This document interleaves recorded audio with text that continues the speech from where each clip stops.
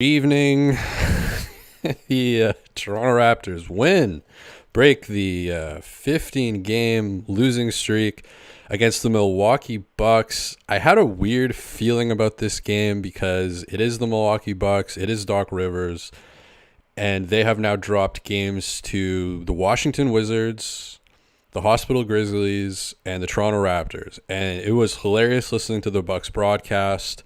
Their subreddit makes so much more sense now that I've listened to their broadcast, and I kind of like understand the mentality, because they were really justifying this whole thing, rationalizing everything, saying that, well, the team that the Raptors lost to in historic fashion against Minnesota, that's a different team than these guys, and they're this guy was out and there's missing this and missing that, and it's like, wow, you guys are just not ready to face what is at your doorstep, which looks like, yeah, it'll be interesting to see this team in the playoffs. I mean, I don't really know what they're. I mean, obviously Giannis isn't in the game. That's pretty important. But I mean, the Raptors have more injuries. Like, the Raptors have more players out that are important to them. So I don't know how much excuse you can really make that, but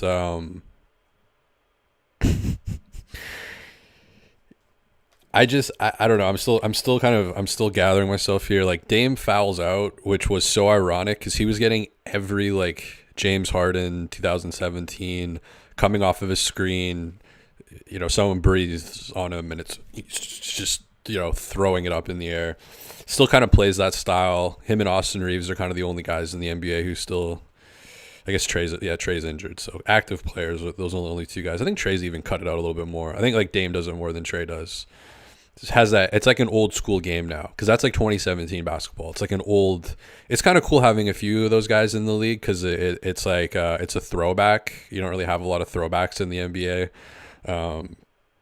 so it is fun once in a while to see guys try to like perfect that art. But in terms of the Raptors, I really thought that a lot of guys played well, but I really thought that Gary and Quickly like carried the show.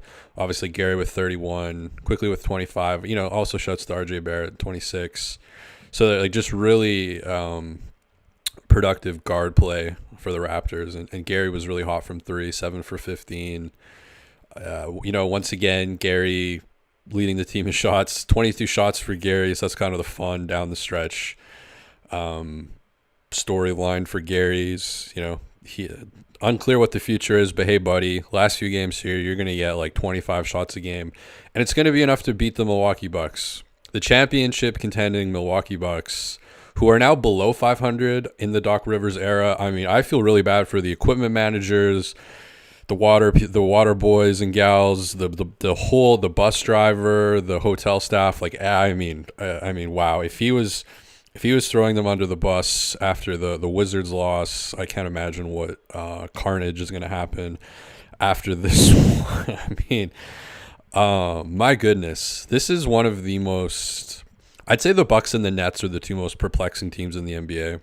It's like, hey, we won a championship. Let's just kind of do a mini blow up and bring Dame in. It's like, oh, okay. It's not really like the Raptors situation where Kawhi left and people retired, and it's and I've said this before, but like I was just so happy that Doc got this job, because he is the funniest coach in the league. He doesn't obviously mean to be funny, and when he tries to be funny, he's not. But just him, and he wakes up in the morning, and like I just wish I could get a constant like Doc Rivers podcast. I just imagine him blaming everyone for everything in his life, just constantly upset. But he has this weird thing where he's always like a bit agitated, but I think he gets by because he's also very like charismatic and charming. It's a very weird dichotomy that he carries. Like, how he carries himself is very interesting. And I've said multiple times, you could just slot Doc Rivers right into Arrested Development, It's Always Sunny in Philadelphia, and you wouldn't have to alter that character at all. He would just fit on a sitcom show like that. His comments about, the Bucks broadcast brought it up, the Raptors broadcast brought it up. You just don't see that every day. You don't see coaches being like, yeah, I took a step back and I looked at our whole operation and it's pretty dog shit. It's pretty unprofessional. It's not really what I'm accustomed. I mean, he said it nicer than that, but that's pretty much what he said. Alvin actually called, this was weird. I was switching between broadcasts, and Alvin said that Doc is a disgruntled old man. That's a direct quote. Alvin also said point paints instead of paint points a couple seconds later. So take that what you will. Trevor Gleason, Raptor legend, Trevor Gleason on the bench for the Milwaukee Bucks. Would have loved a little interview there, Trevor. Oh, fuck, he's Australian. What am I doing? That was Trevor. I thought he was Scottish for a sec. I used to do Trevor Gleason quite a bit, but I have to rehearse for it. The energy in this game was like odd. There's this the Bucks vibes are just like in the shitter. I mean, Scotty Barnes was like the happiest person in the stadium tonight, the whole game. I mean, they don't look like they're having fun. Bobby Portis is just angry all the time. He missed 3 bunnies in 4 seconds. Like within a foot. He was a foot from the basket and he's like 6'10". So that's what, 3, like the basket is like 3 point whatever feet away from him. And he missed 3 bunnies in 4 seconds and then rebounded it and traveled. He's like, he gets too angry for his own. Like he's going to be I'm surprised he hasn't done a Jaden McDaniels, whose brother Jalen actually played like all right tonight. It was kind of wild that Darko went with him, but he was guarding Dame for him, and Ochai were kind of on the Dame assignment. And I thought they played pretty good defense against Dame. They were more creative than they usually are against, I guess with Giannis out, Dame really is the head of the snake. So they were sending 2 pretty high up for big portions of the game. And Dame was like flustered with that, which is weird. Usually an older point guard that's as experienced as Dame is like used to that and wouldn't get super, that wouldn't really matter that much to him. But it really did seem to throw off his vibe. He made some kind of questionable passes and, you know, it was effective in getting the ball out of his hands. And he was really cooking when he got like, you know, Grady on an isolation. But I mean, wow. The Eastern Conference. I mean, not to zoom out too far, but the Eastern Conference is wild. I'd say really the thing that pops from the box score, and I don't know if I'm sure Bucks fans might be upset with this, but Emmanuel quickly 14 for 15 from the free throw line, hit some big free throws down the stretch. And he's so close to a triple-double, 25, 11, 9, really close with 3 steals as well. So throw on one of those steals into the assist column. You've got a triple-double. And he's had either a triple-double or flirted with the triple-double several times this season or in his stint with the Raptors. The only thing I would say with him, and it was evident in this game too, I feel like he gets less aggressive as the game goes on. Like early on, he was hitting pull-up threes, really aggressive, really looking for his offense. And then he kind of like dials it back as the game goes on. And I've noticed that quite a bit in his stint here. So just, it would be, and there's times when he tries, like I think in the fourth quarter, he did take a couple threes. They didn't go in. And it feels almost like he's like out of rhythm. And this is like a new position for him. It's going to take some adjusting to being that kind of, to being in that role. But, and then Grady as well. I feel like Grady's only I just made a compilation of like every Grady Dick corner 3 he's hit this year. I watched every Grady Dick 3, and then I isolated all the corner 3s, put a little compilation together, and he's just turning down so many 3s. Like in this game, he took 4 3s in 26 minutes. Like he's getting 26, 28, 30, 31 minutes, and he's only getting up like 4 or 5 3s. Alvin actually alluded to it, so it must be a big deal. Because he's turning down 3s and then like pump faking and going into traffic, going into guys, or, you know, making a pass to someone who's in a less advantageous position than him. And I guess Gary was probably, it's arguable that he's definitely one of their best 3-point shooters. The stadium was so quiet. Again, the people who had fun during this game were the Bucks broadcast, who, oh my God, some of the most Scientology shit I've ever heard in my life, like just absolutely blew my mind. Like talking about how this is all like totally fine because last game when the Raptors got beaten by 48, they didn't have Kelly Olynyk. So this is completely, it's completely fine. It was amazing. So they were having fun, and Scotty was having fun, and the stadium was so quiet.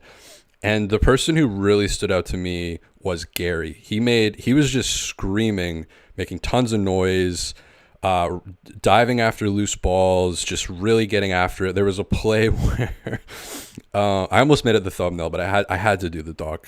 I had to do the doc like when he gets on, he almost gets on like all fours. Like that's his Nick Nurse thing when he's just it's amazing. I had to use that. But there was another play at the end of the second quarter. Bobby Portis and RJ were getting into it a little bit. Again, Bobby Portis he looks like he wants to like murder people. Like he looks like if you were like Bobby, like what if you weren't in the NBA, what would you be doing? It like Jeffrey Dahmer serial killer type of behavior. Like it really you can see it like in the iris of his eye. Like it's whoa. There is some stuff happening in there, man. And him and RJ got really into it. And then the ref kind of came over, and I love how Gary, like, Gary hasn't done this in a while, but Gary hasn't done this in a while back at the bar. But he kind of went over to the ref and he basically like people do in bars, like put his arm around the ref's shoulder and was like, let's make a deal here. Let's figure this thing out together. So funny game from Gary. Yeah, he was diving all over the place, diving out of bounds, and he's had a few games against Dame where he tends to have like his good games against Dame. And I made a video a few years ago about Dame grabbed Gary's package soon after the trade, and so there's like some kind of unspoken like energy or whatever. It was also good to get Abaji back. He played really good defense tonight. Almost led the team in plus minus at plus 18. Only gets you 3 points, but you can tell like the the difference in defense from Abaji, from like a Wara or a Freeman Liberty. Just having Abaji 35 minutes out there, it made a really big difference. And I think, the Raptors like needed better defense to win this game, because this is the two. I mean, as shocking as it is, this is the 2 seed of the Eastern Conference. I mean, my fuck, you got Jay Crowder. Just him and Gary were going at it for a big part of this game. Gary absolutely got the better of Jay Crowder. Jay Crowder, 4 points, minus 13. I will never forget Jay Crowder sitting out the season because he wanted to be a starter. And he is a starter. He started this game tonight. Jay Crowder in the starting lineup for you. Takes 3 shots from the floor. Gets you 5 rebounds, 4 points. Beautiful stuff from Jay Crowder. Dame gets his numbers. He gets you 36 points on 24 shots, 10 for 24 from the field. It's just not super. It just wasn't. I was not moved by the Milwaukee Bucks tonight.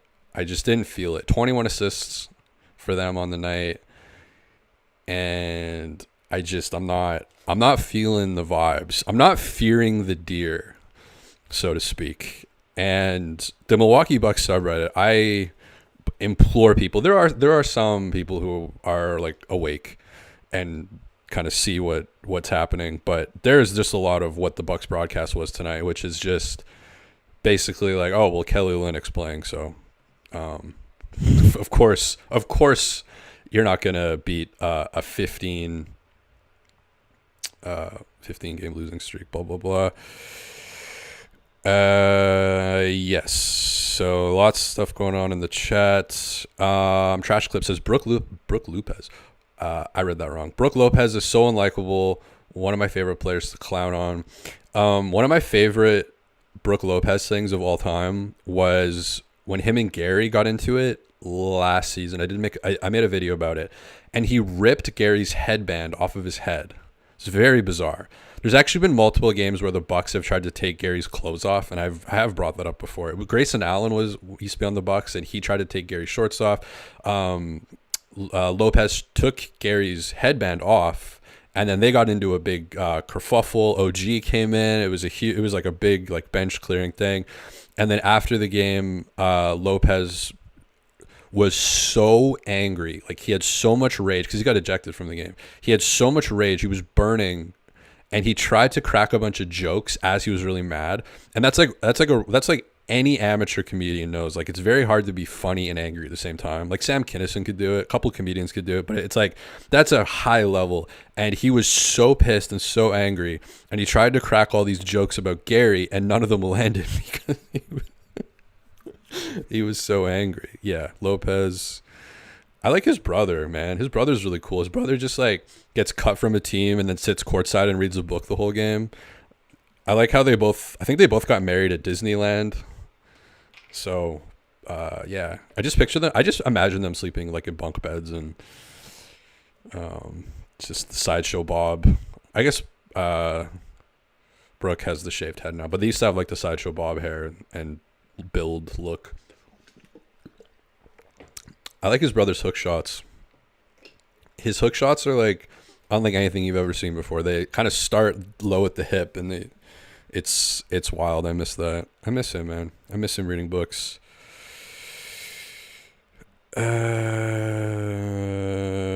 People talking about prayer circle. There's a prayer circle after the game, and Dame was arguing with the ref during the prayer circle. Says Miss Curry. Why is there a prayer circle? It's America. We are in. You gotta respect the lands that you are in, and you are in like the second most religious country in the world. So you do have to respect the prayer circle. I didn't know that existed. Was Bobby Portis in the prayer circle? Logical Raptors fanatic, is a pizza party coming? I don't think so. So this is the second win since the pizza party. You are in like, I believe this is the first win since the DJ Carton injury, I think. Mackenzie Gordon says, who would be top bunk? I think Brooke, because Robin's hair would get like stuck in like the ceiling fan. That's as good as improv as I could come up with on the spot. So right out of the gate, really funny play on the Catch Us on the Bucks broadcast. I don't know what Bill Kennedy was doing, but he was the main ref throwing the jump ball. But he like waited a little while to throw the jump ball. He was kind of making sure people were like, there was some business happening where it took a little bit longer to throw the jump ball. And it went to the overhead cam. I don't know if I've ever seen a more uneven jump ball in my life. Like he threw the ball to Brook Lopez. It was. I'll post it maybe. I'll try to go find the clip on the Bucks broadcast. Then I went back to Alvin talking about paint or point paints instead of paint points. He really is like the next coming of MF Doom. I wholeheartedly believe that. Quickly pulling up pretty efficiently early on. It worked. It seemed to catch the Bucks off guard. Like Doc didn't have that in the scouting report that, hey, in transition when Quickly's dribbling the ball up the floor, you might want to put a guy on the ball because, oh, there he is. Oh, there. You have Damian Lillard on your team. He kind of is one of the inventors of that. So Quickly really caught the Bucks defense off guard early. They did adjust later on, and they were like, oh, Raptors are in transition. We better get a guy on the ball instead of letting him dribble up the floor.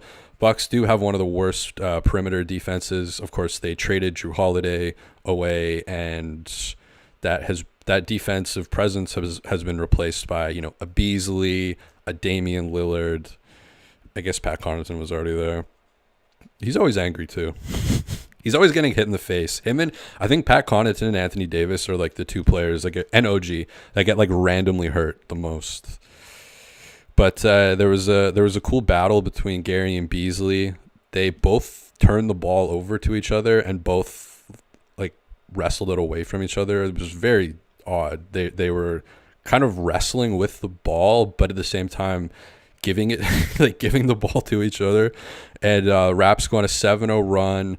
And then I mean I kind of feel bad for this Williams character, but I mean my fuck, like Raptors going a 7-0 run, this Williams guy checks in, Bucks immediately going an 8-0 run. They get it's just like an open, like you want to go to the rim, go just go there. And then at the end of the quarter he did get a block. So I feel like he saved he saved a little bit of face, but I don't believe he went in the game after that. He does have a bet on yourself tattoo on his neck. So I do have big expectations just based on that alone. But no, Williams, he played 2 minutes tonight. Yeah, they gave him that block on the stat sheet, so that's nice to see. But my wow, that was shambolic, as they would say in the UK. So yeah, the Bucks got an 8-0 run from that point, and I was like, hey man, you know, this Doc team, this might be the game that saves Doc Rivers' legacy, because you can't go 0-3. Like, he has all these 3-1 blown leads. You cannot go 0-3 to the Wizards, the Hospital Grizzlies, and the Raptors. Like, I don't know. This should be in that.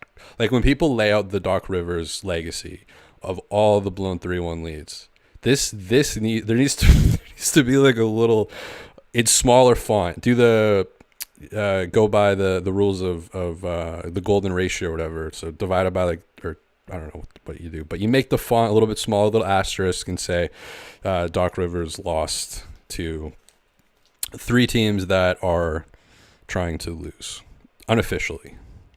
When this is a very important game. Like, the Bucks, obviously it's not do or die for the Bucks, but where they are at the standings, they want that 2 seed, because if they fall into 3, like the farther they fall down, the more chance they have to play Boston, and that's like the only team in the East that you don't want to play, or I guess the Raptors as well. You don't want to meet the Raptors in a play-in scenario if you're Milwaukee. This is like the one team. There's just some karmic thing with this team. We have JFL driving with absolutely no plan. He just like, cause his thing is driving, and he'll just like drive, and then he'll just jump and throw it to Bobby Portis. And McDaniels did that a few times 2 games ago. He just would like throw it to Anthony Edwards. Grady Dick wide open in the corner. I'm gonna go up.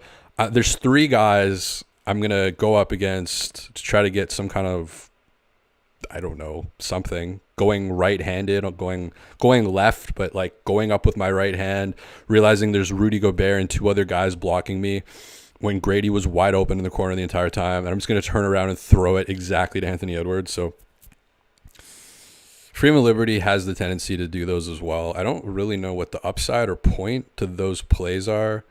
But I think that was his only turnover tonight, so that's good. But yeah, the bench for the Raptors, other than Grady, like really didn't. 2 points, 4 points, 0 points, 4 points, and then Grady with 10. So Grady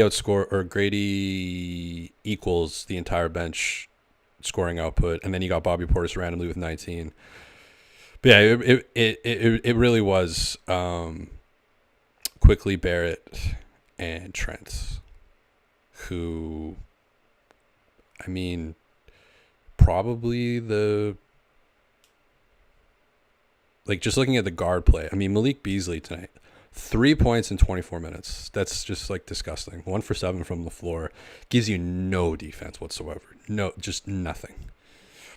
If it's Gary and they're kind of beefing, he'll try, but it's a very flawed Bucks team. This is a very flawed 2 seed. Is this the fakest 2 seed we've ever seen? I mean, I don't want to. That's the Bill Simmons segment. I don't know how they're under 500 in the Doc Rivers era. I mean, the schedule has gotten harder for them. I understand that, but it's incredible to have 3 coaches. You're paying 3 head coaches, and the guy coaching you is Doc Rivers. I mean, this team won a championship in 2021. After the pen, like well, during the pandemic, but like after the, like, since then, they have won a championship.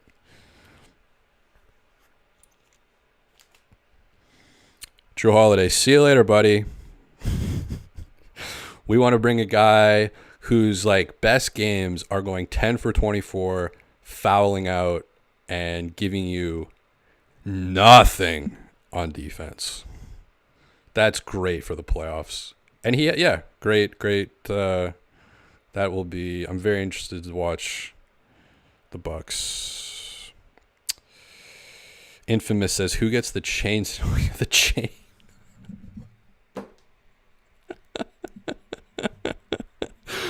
Oh my god, I literally have not thought about the chain as a concept or a noun in years.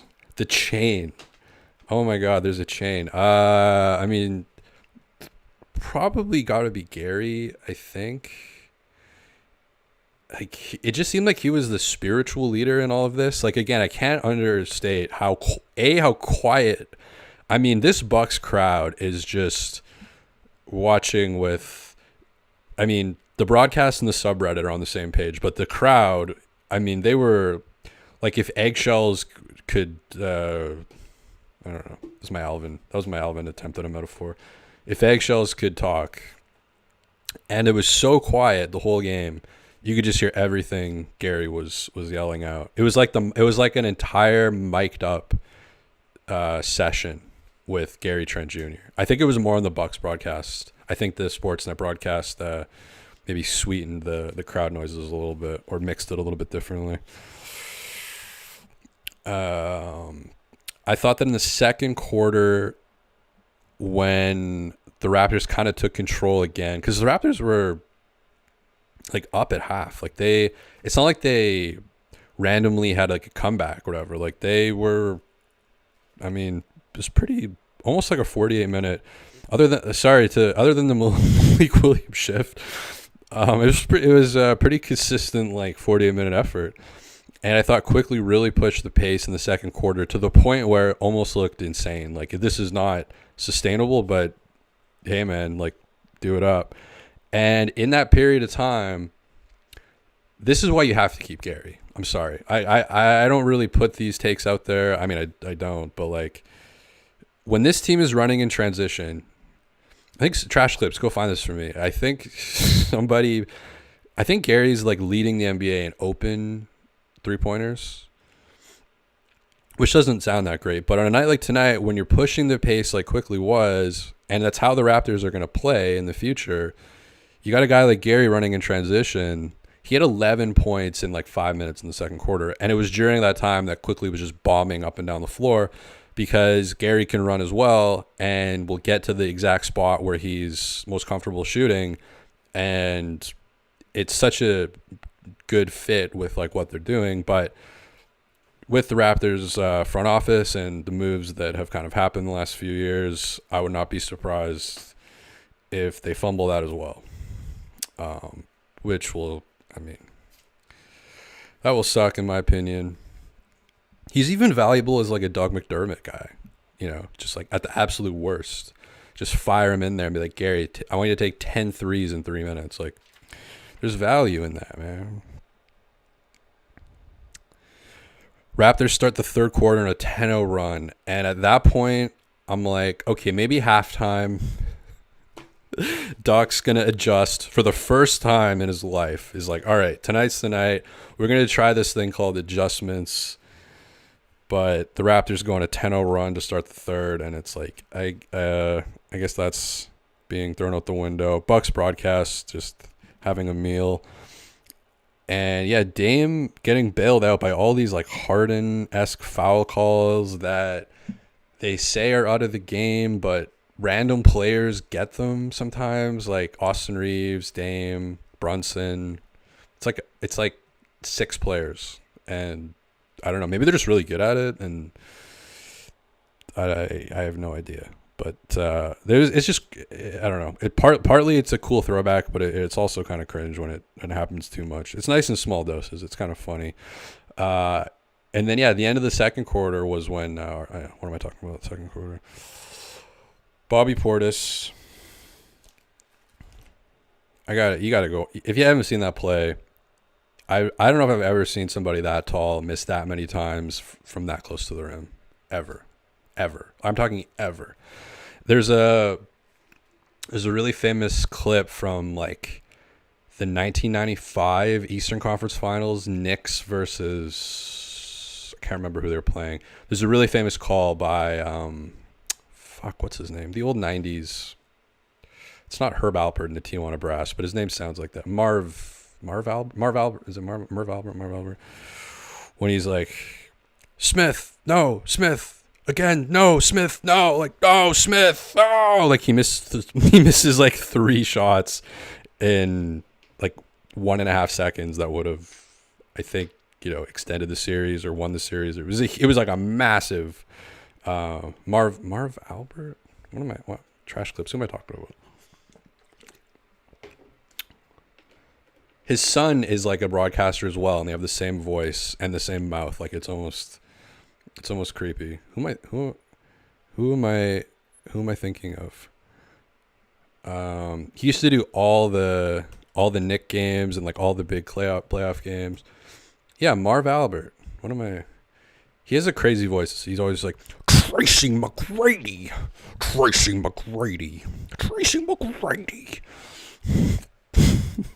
I miss that guy, man. He had a good voice. He was losing it at the end, though. During the pandemic, remember, he was like making really weird noises into the microphone when there wasn't any, when it was just the screen people. What's going on in the bar? We're at the beach here. It's really nice. What's going on in the bar? Bit of a younger crowd. A lot of hats tonight. A lot of hats, sunglasses type of vibe.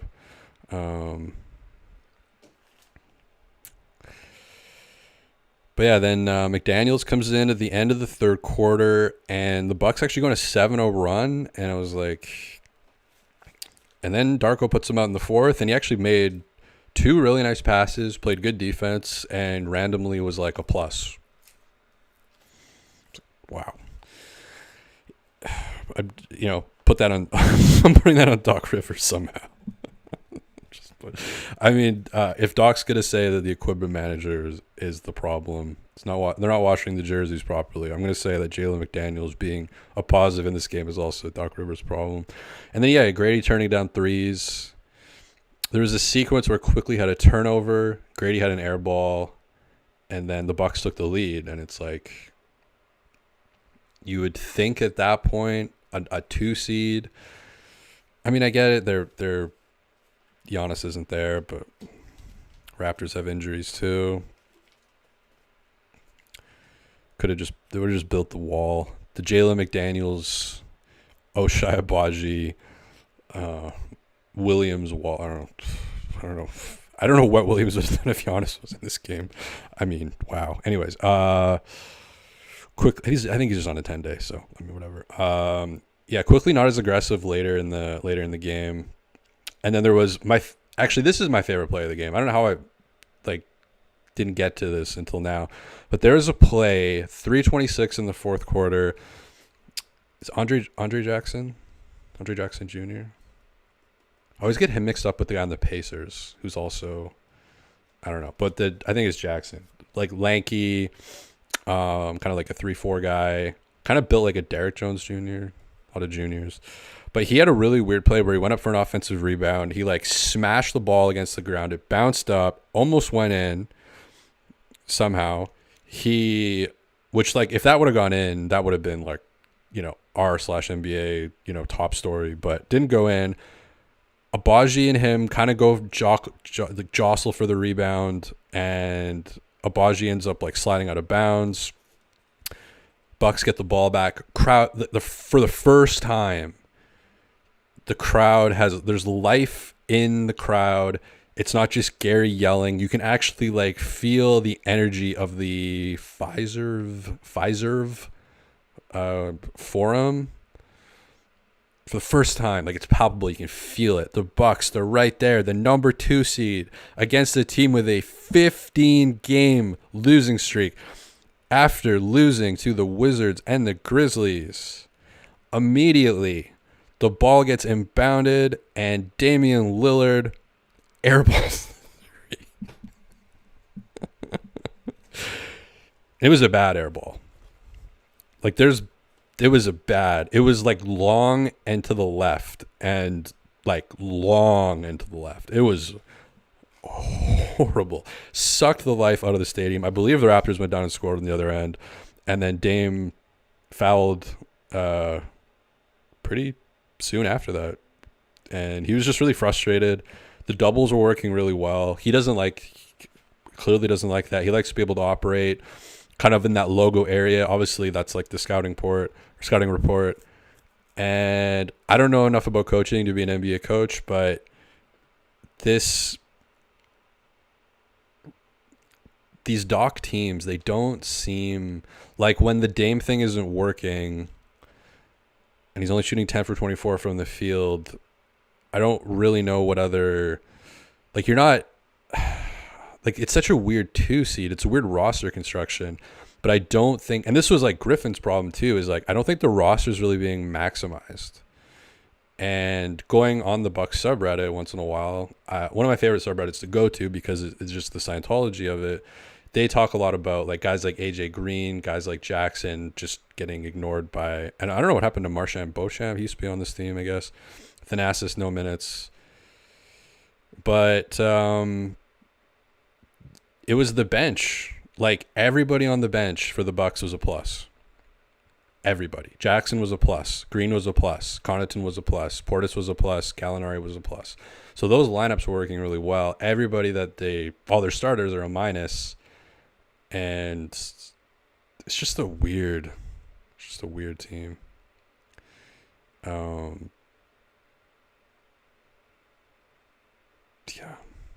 117, 111. Raptors win.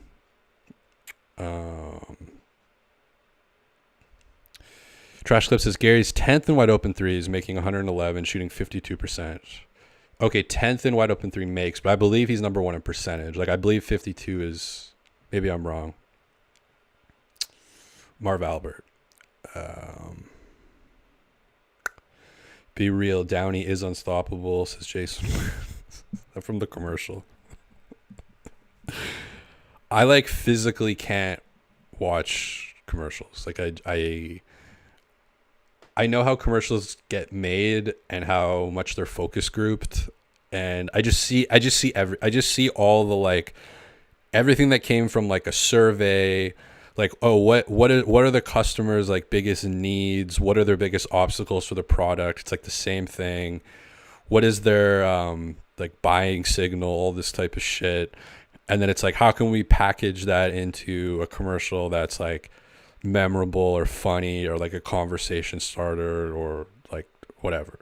And it's all just focus group to death and different podcast, different rant. But I just feel like no one like me has ever been in one of those focus groups, because I don't feel like a commercial has ever spoken to me like in my entire life. Maybe that's just me, but that's not that interesting. Sean J says the Downey unstoppable player of the game should get to break near franchise.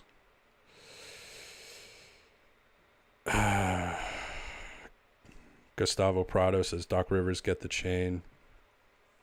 Yep, if you're gonna give the chain.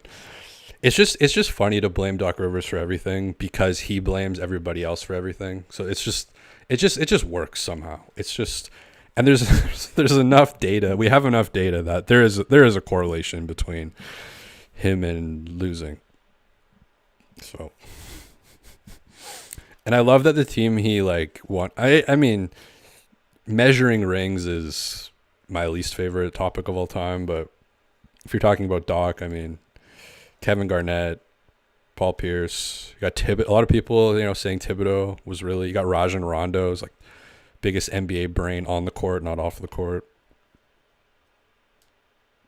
I know it was 16 years ago, but that doesn't matter because he has that kind of charm, that kind of humor. I mean, the Bucks brought him in as like what was his official job title originally when they brought him in? Because I think he got hired around the same time that Griffin did. It was like a consultant or whatever. It was like I think like a Nate Bjorkgren. Where did he go, by the way? Because we had Trevor Gleason in this one. Whatever happened to Nate Bjorngren? Uh, but they brought Duck in, I think, at the beginning of this year, and like, you know, he also was working, I think, for ESPN or TNT. Like, he was on broadcasts. He was going on like the Bill Simmons show, and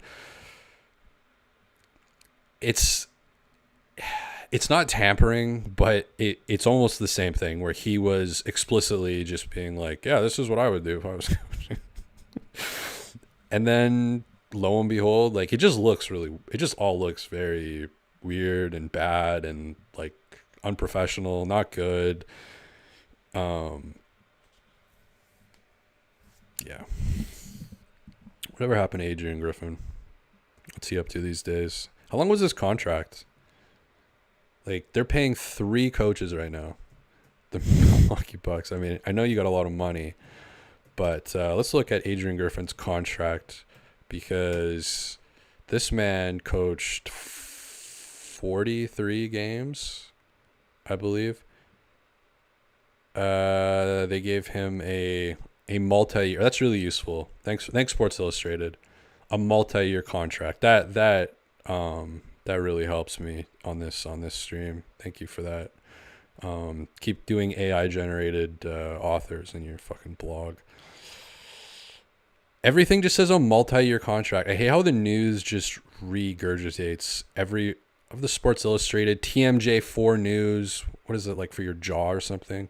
Milwaukee Journal Sentinel, USA Today. This is how you know they're all biting off each other, because they all say the same fucking thing. It's a multi-year contract, multi-year. He signs a multi-year contract. No one's actually a journalist and does the work anymore. I fucking hate all this bullshit, man. I hate anyways.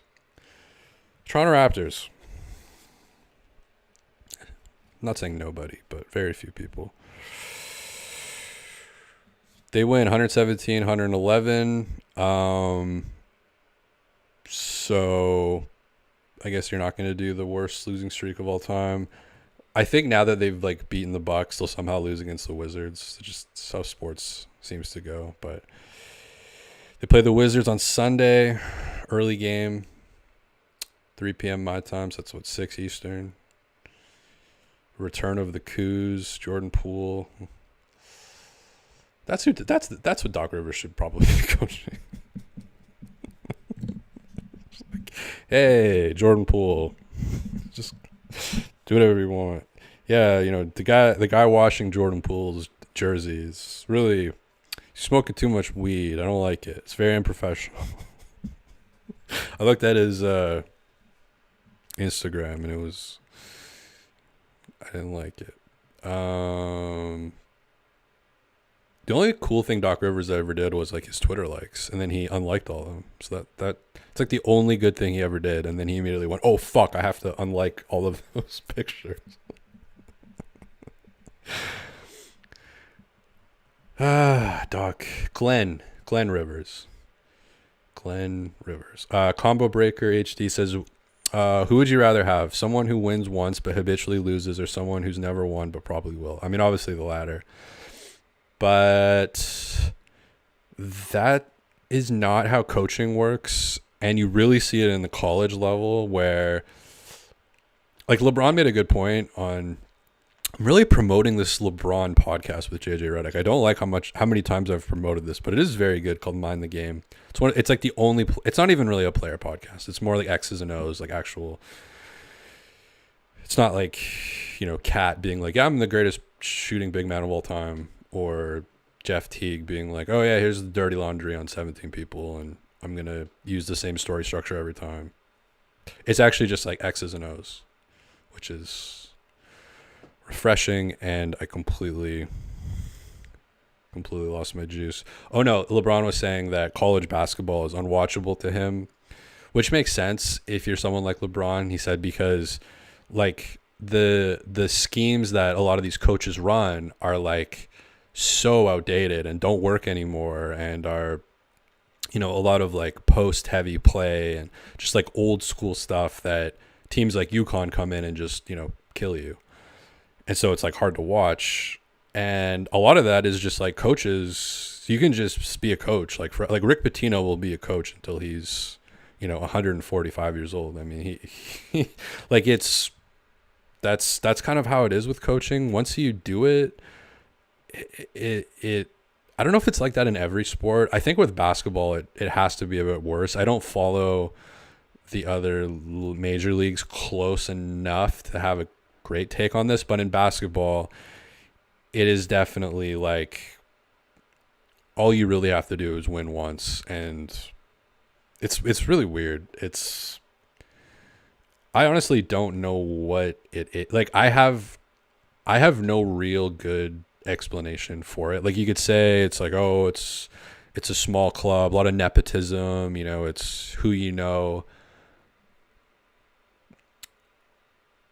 But when you see these young coaches kind of come out of nowhere, like Nick kind of came out of nowhere, Mark Daigneault on OKC came out of nowhere. You do have there are a lot of like people with basketball like in their brain. It just seems kind of lazy. It's just like, oh yeah, we're just gonna grab like the Bucks this year. It's like, hey, we're totally fucked. Let's bring in Doc Rivers and Pat Bev. Like that's the move. That's the move to save this era of Bucks basketball with Giannis. I mean, he's never explicitly, but he has a weird way of communicating. It's very gaslighty. I've noticed that from him like a long time ago. A lot of people think it's dad humor, but I actually think it's very, not to go too down, but there's a level of like maybe some, narcissistic personality disorder, covert. I mean, maybe traits, not the actual, not to get DSM-5 here, but there's some weird ways that he communicates, saying that everybody has to be locked in.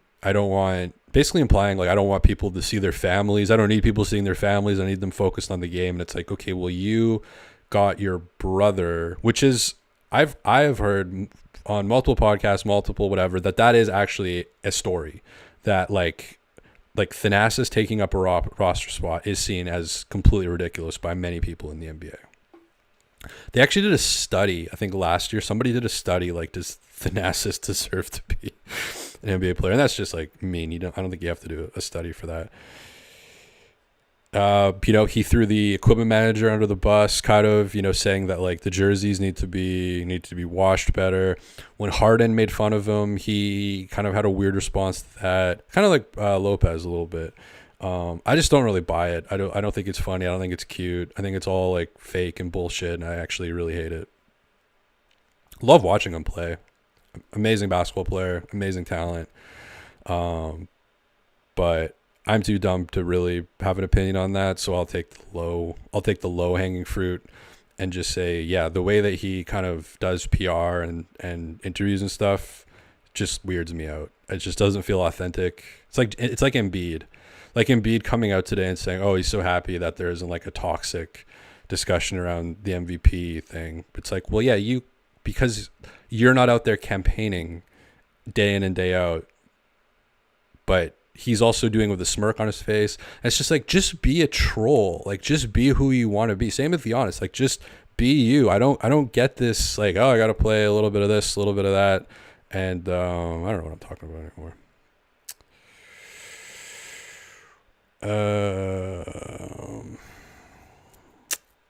Trash Clips says AG's being paying for it. See, Trash Clips is a better journalist than any of these fucking people on Sports Illustrated, Sportskeeda, USA Today. Like, if you go right now and search Adrian Griffin contract on Google, yeah, sure, the first one will give you the actual answer that I was looking for, but all these other ones don't.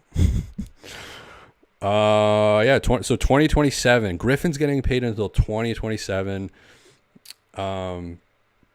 Wow, he can put that money towards like protesting Beyonce concerts or something. Just chill, man. 2027. Whew. I don't even know if I'll be alive in 2027. That's incredible, man. That's good. They're paying 3 coaches, and Doc is the coach.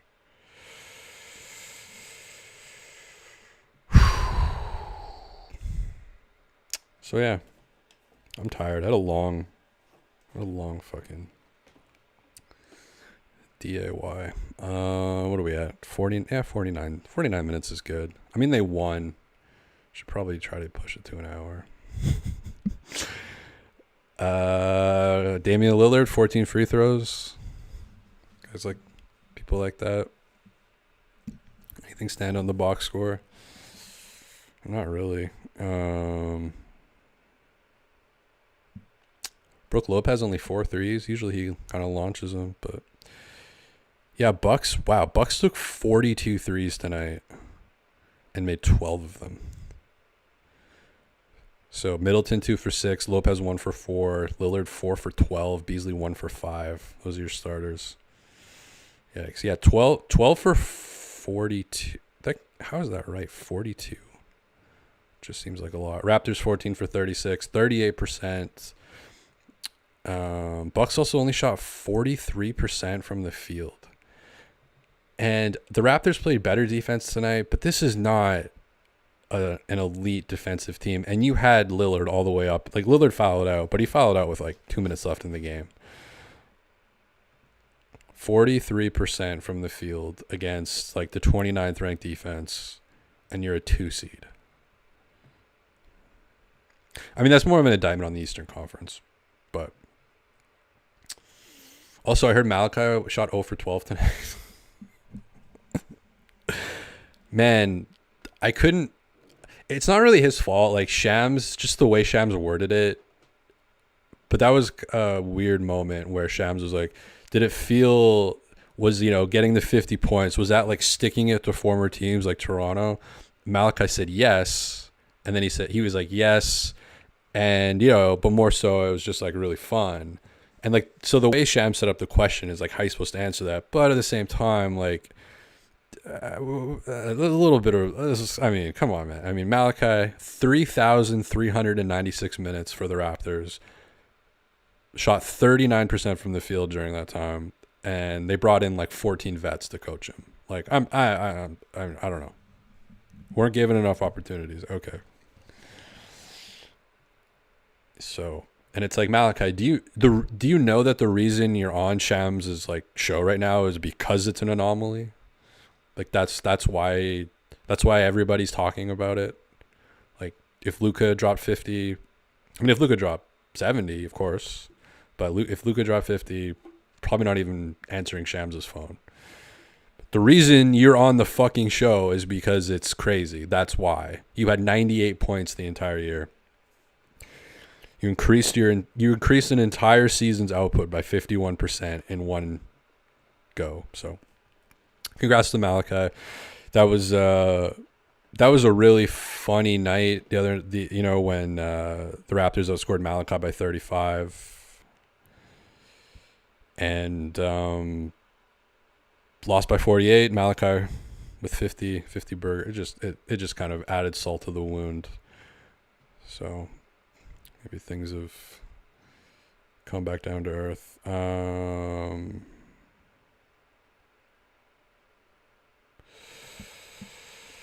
But yeah, time to go get blackout drunk. I haven't had a drink in 11 years, 12 years, 2012. How long ago was that? 12 years?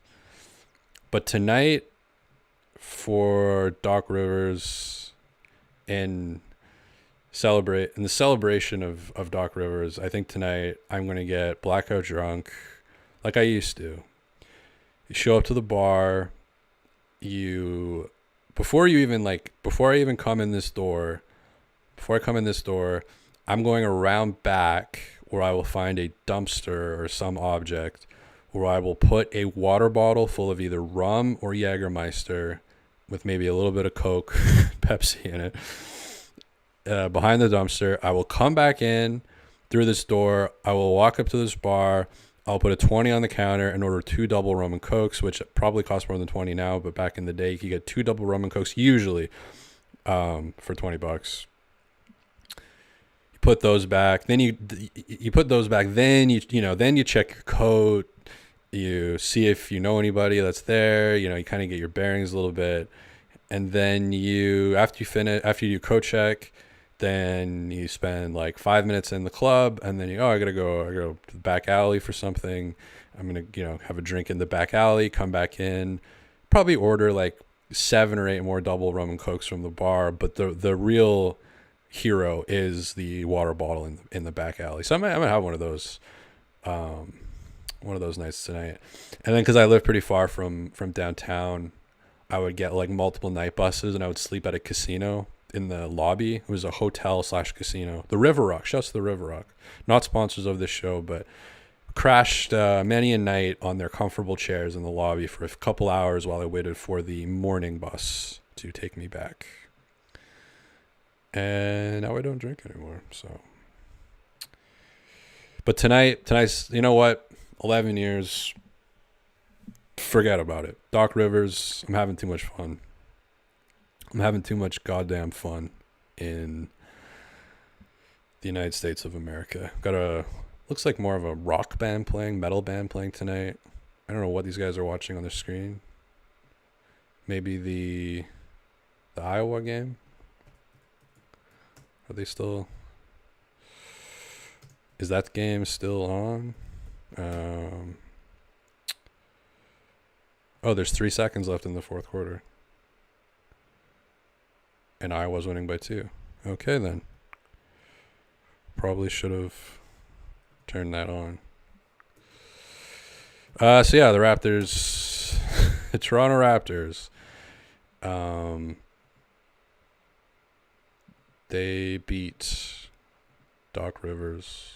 They got to add this to the Doc Rivers legacy. It's a legacy game for Doc. I'm just trying to get this Iowa game ready on one of my websites that I pay a shitload of money for. Just want to catch the final second as I open Taking an extra high inbound. Holy shit, people. This is a 2-point game with 0.1 seconds left in the game. Happening in the NCAA. Live reacting. We are really We're going to push this thing over an hour, folks. We're going to push this thing. Got a coach. He's kind of like shaking his head. So UConn, Iowa, 69-71. 0.3 seconds left. And Iowa's up. What is going... let's go here. Is there a problem with the clock or something? There's a problem with the fucking clock. If there's a problem... If anybody ever has a problem, they should just be fired immediately. Find somebody else who can do it. So Caitlin Clark inbounding here. She throws it up, and Iowa wins by 2 points. Another close game. Closer than the Raptor game. Caitlin Clark has thrown a ball into the stands. Are you allowed to do that in the NBA? I think you get fined for that in the NBA. But yeah, that's... I guess... Oh, Trash Clip says I won't spoil it. I guess the websites I pay all this money for sometimes are later than the live event. It's one of the benefits. They also freeze and buffer all the time, but I pay a lot of money for them, so they must be good. But yeah, Raptors win 117. Do we want to hit the hour mark? I feel like the hour mark's a big deal aesthetically. We got 1 minute, 1.5 minutes left. Pretend I have a program director, like I work at Sportsnet or something, and it's like you actually have to fill the hour.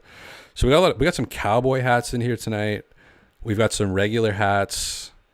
Got a guy with a... he turned right when I was going to look at his shirt. Thanks for that. One thing I have noticed, I like how jacked the staff members are. This guy back here.